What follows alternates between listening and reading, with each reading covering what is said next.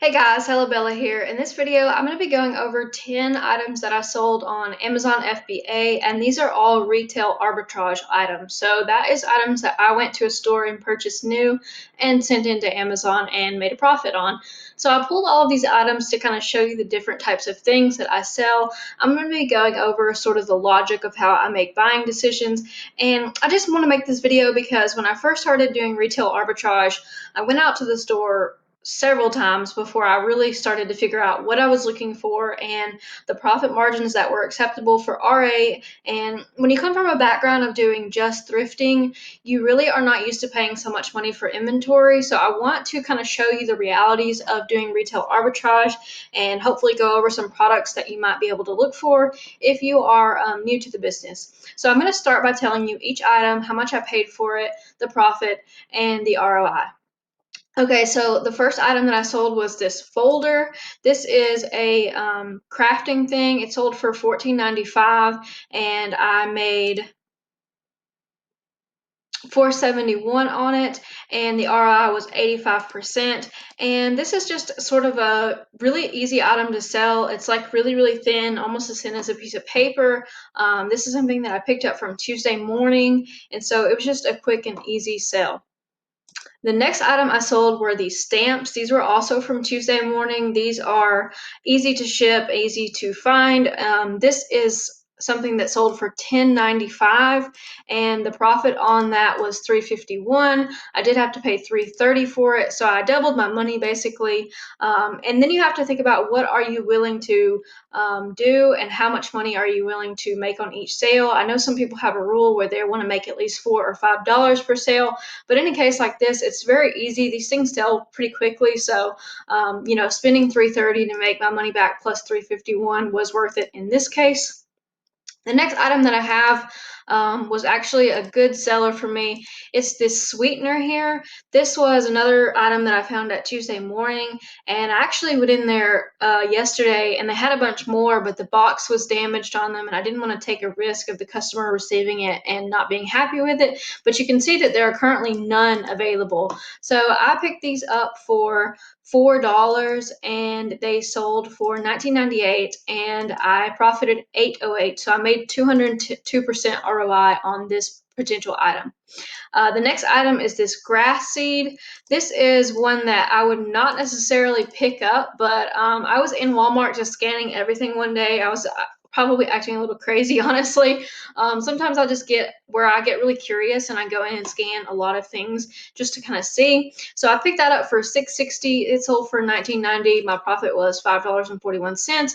This was not on clearance or anything. This was just the regular price of this particular product, and the ROI was 82%. So easy one there. The next item is a crafting item, another pickup from Tuesday morning.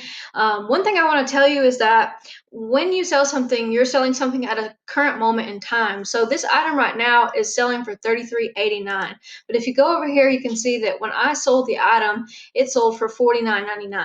So now when I pick this up, I probably, if I scanned it today, I would not think it was worth buying. But at the time, the price was up.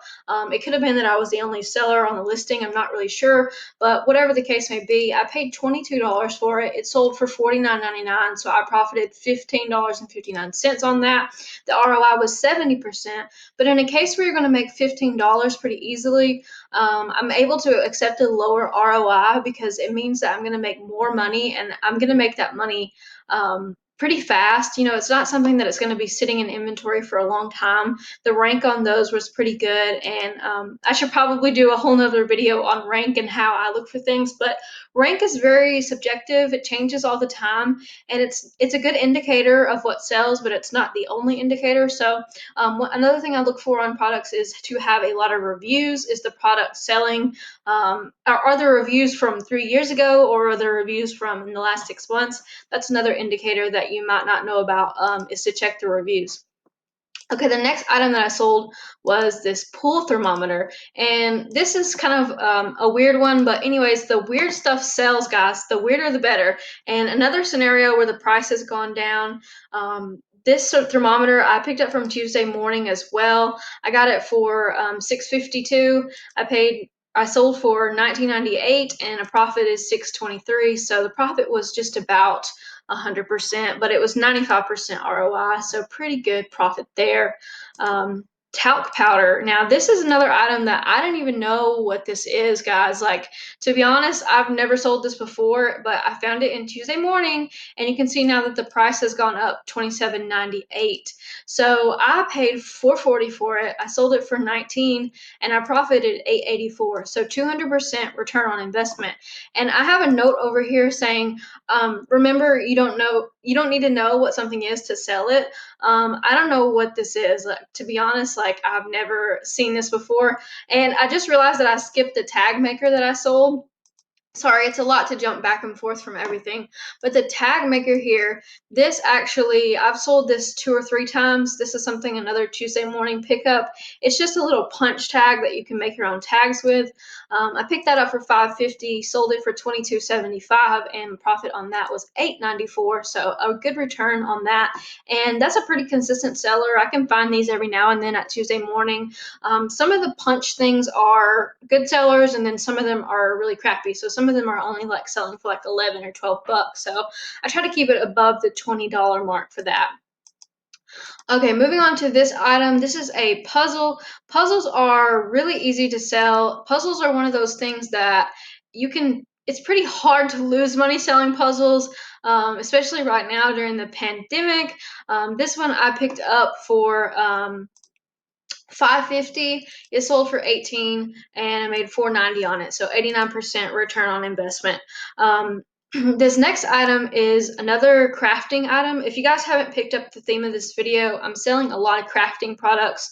One thing about the pandemic is that people are trying to find ways to keep themselves occupied, so crafting comes in. So these birthday stamps, I got these for $5.50 and they sold for $17.99. If you take a look at the listing now, it actually says that they're currently unavailable, so nobody has them.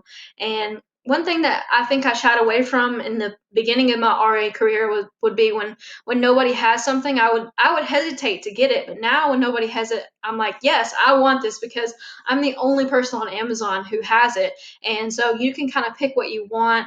I kind of list things based on what I think the customer will pay for it. You can go down here and take a look at the rank. The BSR is pretty high, 414,000 in arts and crafts and sewing. But it's because nobody ever has this item. So if somebody has it, it can sell more often. But if nobody has it, then the rank can't very well improve if nobody's able to purchase it. So that was the last item that I have for you guys. That one I made 648 on, so 117% ROI. I wrote also to remember that the price that you would be willing to pay for something is irrelevant because you're not the customer here. A lot of people would be like, who's going to pay $17.99 for this tiny little pack of birthday stamps? But you have to think there's a person out there who wants to make a handmade card for their whatever cousin, aunt, uncle, grandma, whatever, and they're willing to pay $17.99 to get this item shipped via Prime, and you're able to make a little bit of profit off of it. So one thing I'll go ahead and do is add up how much I spent and how much I made. Okay, so here's another thing that really took me some time to realize with retail arbitrage. The amount you spend is going to be pretty high compared to the amount that you make when you're flipping books or something like this. So I paid $68.82 in order to make my money back plus an additional $72.69. So just looking at these items, these are some things that I would want to get multiples of. A lot of these, especially things like this sweetener, things like the talc powder, it would be ideal for me to pick up 4 or 5 of these. But when you're sourcing with retail arbitrage, you never know what you're going to find. You never know how many you're going to find.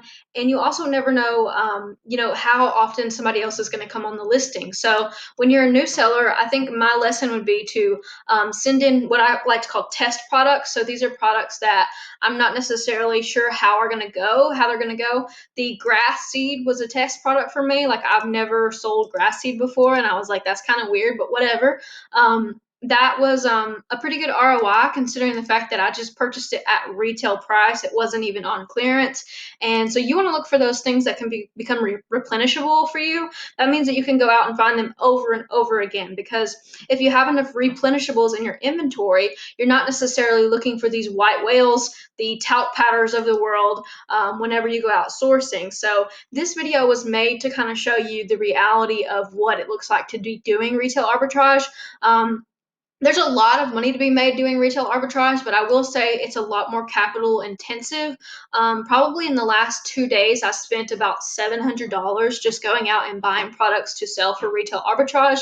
And, for the average person, that may not be a possibility for you guys. So just keep this in mind, that this is what the numbers are going to look like. Now, one book that I sold last month, I think I paid $2 for it, and I wound up making $65 off of it. So books are still really lucrative if you are not able to do retail arbitrage, but the point of retail arbitrage is for you to be able to find things consistently and add to the profits that you are making. So here is the video for you guys. Hopefully you enjoyed it. If it was even remotely entertaining or informative, please give it a thumbs up and subscribe to the channel for more content if you are interested in making a living reselling. Thanks so much for watching.